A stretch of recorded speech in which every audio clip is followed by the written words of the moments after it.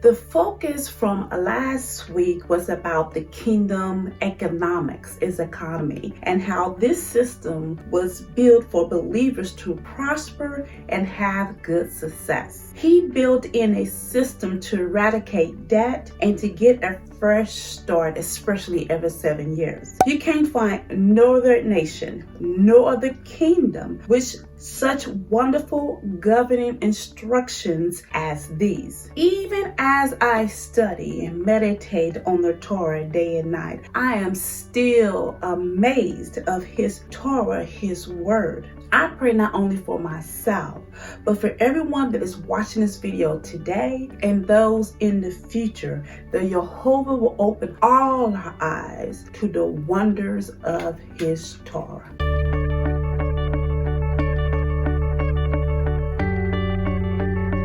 Welcome to Reconcile the Kingdom. We're working towards becoming a harmony of the whole word of truth. My name is Patrice Robinson, and I appreciate every last one of you for stopping by here on today. We're going to go through the significant events of chapters 16 through 18 of the book of Deuteronomy. Chapter 16. This chapter gives the instructions of the 3 pilgrimage feasts with their instructions. There are a few points that I just want to point out in this chapter. For Passover, we are allowed to have a goat or a lamb. Those are 2 options. No bread with leaven, because this is to remind us about the exodus from Egypt. A matter of fact, in the land there was allowed no leaven for the entire 7 days of unleavened bread. The Feast of Weeks, you are to bring a special offering. The Feast of Booths, which is tabernacles, is where people will build a booth, or for some of us it's a way of camping out for 7 days. Now these feasts are to be enjoyed by all believers, not only Jews, all believers. When there was a temple, when there was a tabernacle, these were the feasts that we would travel up to Jerusalem for. This is why it's called the 3 pilgrimage feast. The judges are also spoken about in this chapter, reminding them to judge fairly and not to take bribes. We end with idols. If you can remember anything, all other gods are idols. That's what they are. They're just idols. They are not to be worshipped. Chapter 17. This chapter goes more into additional instructions about justice. He reminds them not to offer sacrifices with animals that have a blemish. Moses informed them not to violate the covenant by serving idols, by worshiping them, worshiping the sun, the moon, and the lights that are in heaven. A man or a woman who does this must be put to death. But there must be a witness, not one witness, but by 2 or 3. He discussed if the judges have difficult cases in your area, in your town, such as a murder or a lawsuit, to seek help from the Levites and the judges from the place where he placed his name. The people are given instructions on what to do if they wanted a human king. Now remind you, they already had a king. Yehovah was their king that they had rejected. But he knew that they will be like other nations and they're going to want a human king. Now, there were some restrictions. The king had to be from their own people and one that Yehovah appoints. I hope this brings you into memory of 1 Samuel.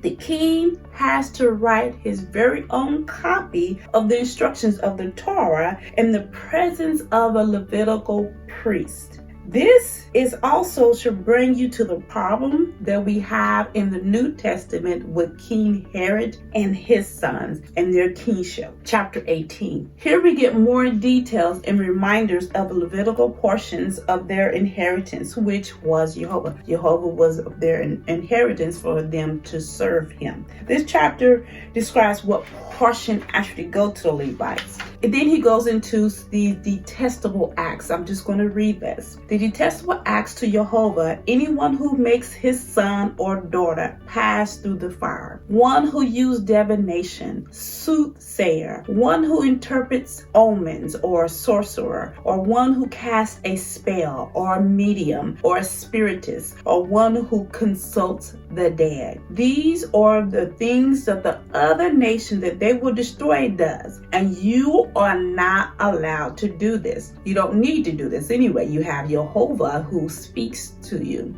speaks to the priests. Then he tells them, I will raise up a prophet like Moses, and you will listen to him. He will speak my words in my name. By the way, don't be afraid of false prophets. Today's focus is the prophet, the king, the priest, the Messiah. Did you notice the king the people had to choose had to be from the Israelite descendant? They had to write the law, the instructions, right in front of a Levitical priest. Now they were governing the people by the Torah. However, the king, the priest, the prophet, he is, he was, and he shall be the word of Elohim. As you know, if you join me on the Sabbath day teaching, we're currently doing a series on what did Yeshua teach, who is the king, who is the priest, and who is the prophet. This series is about listening and learning and obeying the words that he is speaking in the Father's name. We have known since Genesis 3:15 that he was coming. And in Galatians, it actually says, in the fullness of time, he sent his son. The son is our mentor on how to live, how to walk, how to talk in the kingdom. And he is the one that we are striving to be like. He is the one that we're following. He is the door that leads us to the Father. Join me on Saturday at 10 o'clock a.m. as we continue our journey through what Yeshua teach.